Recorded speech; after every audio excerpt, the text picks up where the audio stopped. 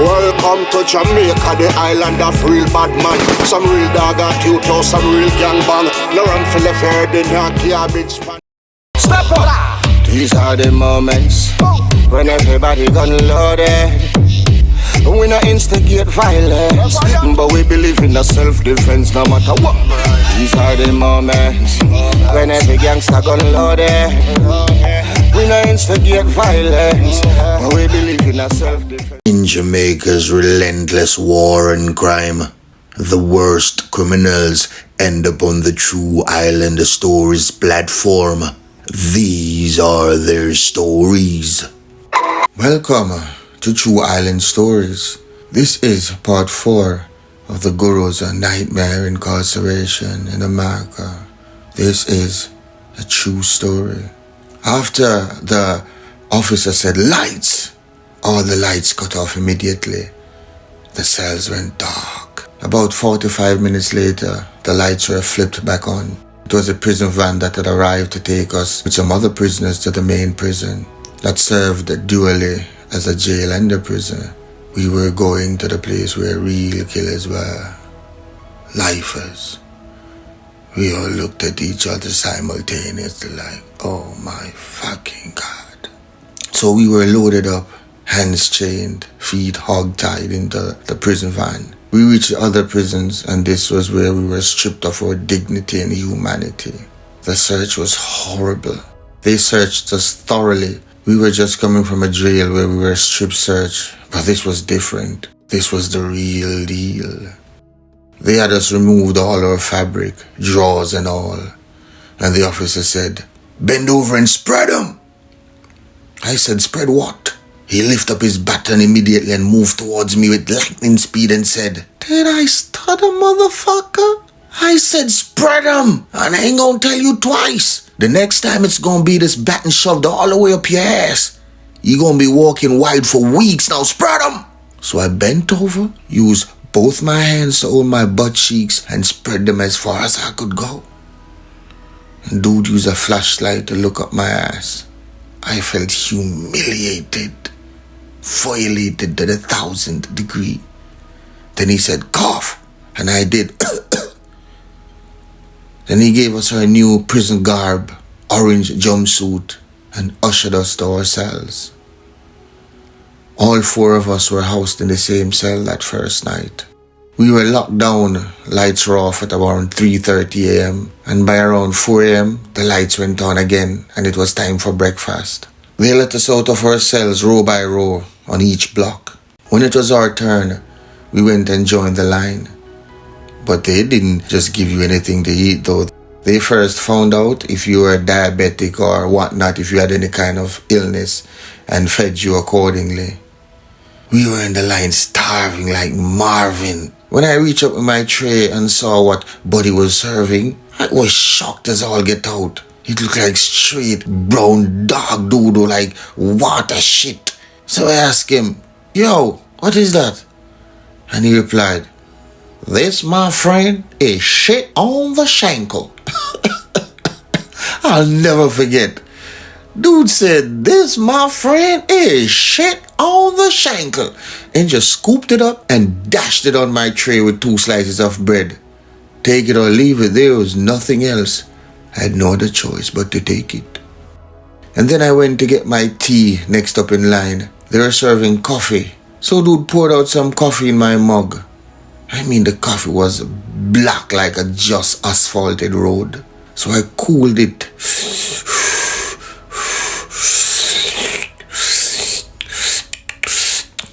Tasted it, and I swear to you, it tasted like dirty water mixed with piss and mud. So I said, "Bro, what is this? No sugar?" And he replied, "John Wayne, buddy. Straight John Wayne." Now you gotta keep the line moving. We had only 30 minutes to get our food and get back into our cells. So if you had to go take a dump during mealtime, well, you just end up missing your meal. This was a place for grown men, not for boys. I don't know how else to put it. You better have food from your commissary or you're screwed. I learned how to make straight whiskey from spoiled apples and lemon in there and other fruits. How to make pizza from noodles. How to use a plastic bottle and cook like a pot from it. A whole bunch of survival skills that would serve me well if I was to become a bushrat like Bigger Crime or say a Preke Boy, who were both Jamaica's most wanted at one point in their criminal history. The first night in that prison jail, this was what was the most frightening. A sound that you can never forget was the heavy closing of the cell doors electronically, sequentially, cell by cell, coming down the line until it reached your cell. Your heart skipped a heavy beat, that heavy gloom, gloom, gloom, gloom, gloom. Oh my God, that shit stops your heart. You never get used to that sound and you never forget it, even years after. I can still remember it. And you know what else is horribly frightening? When you get your first night's sleep in that jail and wake up and realize, oh shit, this ain't no dream. This is real. That's what's most scary. And anybody that's ever gotten locked up can attest to that. That first sleep and wake up realization that you're not free, that can wreck your mind. Lone mental carnage. Some people's mental breakdown begins right there if you're not strong mentally. After the first night they separated us, I was placed in a cell with a Mexican dude. He was just in for a 2-week sentence for DUI, driving under the influence of alcohol. We were in a small 8 by 10 feet cell, or thereabout, which had a top bunk and a bottom bunk designed to hold only 2 inmates. The bed was a thin mattress, which each of us had, over a thin metal built-in bunk. It was terrible. I felt pain in every joint that first night. Every bone in my body hurt the next day. God, I didn't plan for this. We had one silver shiny metal toilet, and you had to turn your head when either of us wanted to relieve ourselves. The first night the Mex took a shit, I honestly thought I was going to die. It was the stinkiest shit smell I've ever smelled. And it wasn't like we were given air fresheners. And this shit lingered like it had claws and clung to the walls on purpose. I tried to cover my nose as much as possible, but this shit was as if it had artificial intelligence and knew how to evade the closely knitted fabric woven tightly together in the sheets and attacked my nostrils mercilessly. And Papi had that sly grin on his face all the time, as if he reveled in my suffering. I almost punched his lights out, but I held my composure because I knew karma is a bitch. I had something for him coming that morning that would lift his nose bridge all the way back to cartel land. I was gonna drop bombs on him like the German Luftwaffe decimation on the city of London in World War II. And come morning, I dealt him a blow he never expected. He felt the wrath of the Jamaican stink. Him get the whole of the salmon and the rice and peas with the coconut milk and the steamed cabbage in a big nose bridge. Oh, murder him in a that.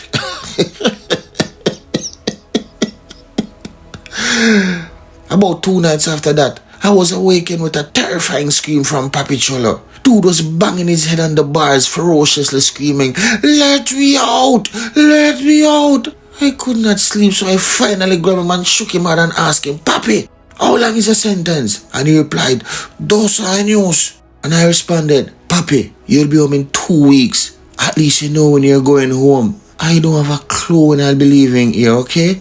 So man up and calm the fuck down. I'm looking at possibly years in this bitch. Would you like to exchange place with me? Huh?" And he said, No, Papi." And I said, "Well, there you go." And that's when he calmed down and went to sleep. There was this other peculiar character I met in there. Every time I reflect back, I had to laugh. I don't remember his name, to be honest. But the first time, I asked him, "What are you in for?" He replied, "I ran up in a liquor store," implying that he robbed a liquor store brawling. But we later found out he overestimated his claim. He just told that story to look tough around the jail, because a dude that came in a while after knew him from the streets and revealed to us that he actually tried to steal a bottle of milk at the bodega and got caught. He was a known crackhead.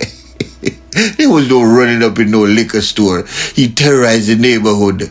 But looking at him, you couldn't tell straight off the bat that he was on the pipe.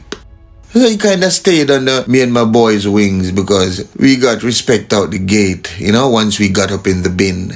The Jamaicans before us, they set a precedence, man. So we benefited off the work they put in back in the day. The inmates were very interested in our culture and kept asking if we could hook them up with that connect. It's like to them, all Jamaicans were heavy weed hustlers and killers. So they knew not to mess with us, and we stayed close-knitted. But everyone wanted to be our friends. I remember this older dude, damn near in his 50, came in the bin and started sitting at our table when we had breakfast or lunch or whenever we got a break. One day he offered to give me supper. So I asked him, dude, why are you giving me a supper? Are you gay? Because I'm not. And he replied, no, Dre, I just saw you get respect on the block. And I know if I hang around you, ain't nobody gonna fuck with me, you heard? I was like, cool, could understand that. And I gave him a pass, and nobody messed with him. We were locked down all day except when we got let out at 4 a.m. for breakfast for a half hour, and then 11:30 a.m. for lunch, and then 5 p.m. for supper. All the times were 30-minute breaks and showers for 15 minutes. But if you fight and got caught, you were locked down in solitary confinement for 23-1. 23 hours straight locked down and 1 hour to shit, shave, shower, and exercise. So you were fed in your cell. It was nothing pretty, trust me. It was dark and lonely. And if you're not mentally strong, that shit could break you when they send you to solitary. And when they send you to solitary, it's like for 21 days or more, but not less. Some inmates were scared shitless of it and stayed out of trouble, while some, they just didn't give a fuck. It was whatever or whenever for them. I met this young dude in the bullpen going to court for my bail hearing. He was no more than 18 years old. So we get to chopping it up and I asked him, dude, what are you in for? And he said, you heard about all them banks and corner store and supermarkets getting hit along the freeway? I didn't hear shit, but I just said, yeah, just to keep things moving. And he said, them Jones, that was me and my unc. We hit about 40 of them bitches before we got caught. And look, I'm looking at 40 years if I take it to trial, but if I plead out, I'm gonna do 20. I'll be up by 36, and I still got hella time to come do some damage, so I'm good, cuz. I ain't stressing. Dude spoke like it was nothing. He wasn't shook on nothing, like 20 years old. Like he could do that shit standing on his head. There was this other cat in there who, he and this dude got into it. Over, drugs, money. So he said he owed the dude some money, for some weed, and dude came to his crib huffing and puffing. So buddy told him, look, I ain't got your money, and you can't bring that shit to my crib where my family at, man. So dude was still outside talking crazy outside the mountain, letting him know he wasn't leaving without his cheese, and shit was about to go down. So dude just went and got his shotgun and walked up to the dude, and we've come to the end of part 4 of Guru's Nightmare Incarceration. Join us for part 5 coming soon on the True Island Stories channel. Be sure to like, share, and subscribe. Press that notification bell. Leave a comment and help build the algorithm of this channel. Thank you for listening. And these stories is to guide the younger folks or even older folks not to walk the road. And sometimes we can be in the wrong place at the wrong time. Or the right place at the right time. It doesn't even matter, but, stay out of trouble, man. That's all I'm saying. As best as you can, Sometimes hard work, the success might be longer, but it will come and it will be worth it, because that which is hardest obtained is longest and easiest retained, because then you understand the value of it. But if it's easiest retained, then you don't respect the value of it. And it goes like this. So be strong out there. Hold your head up, man. Create your own path. Write your own story. Write your own chapter. Okay? Remember The Darker Side of Paradise, the autobiography, the audiobook is out there online. If you want the exclusive, all you gotta do is email me, $50 a copy, okay? You get it without the hassle. Smutfest is out there, but that's adult content. The audiobook, yes, that's not for kids. So kids, stay away from that, okay? And adults, listen responsibly, listen with a headphone. Don't go blaring that in the workplace or around your kids. listen with a headphone because it's damn near porn, okay? So, and it's a true story as well, Smutfest. That's why it's called True Island Stories channel. So until next time, walk good, take care of yourself. But if you choose to pick up the gun or the knife, then there's a chance you might end up in True Island Stories what? Well, you choose,